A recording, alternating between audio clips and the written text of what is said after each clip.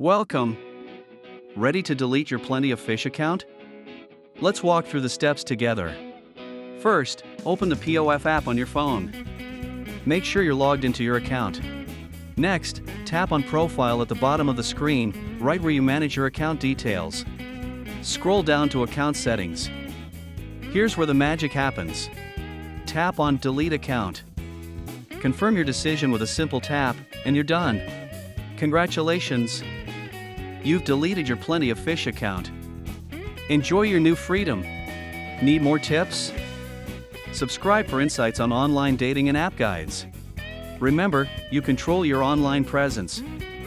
Stay safe and happy dating.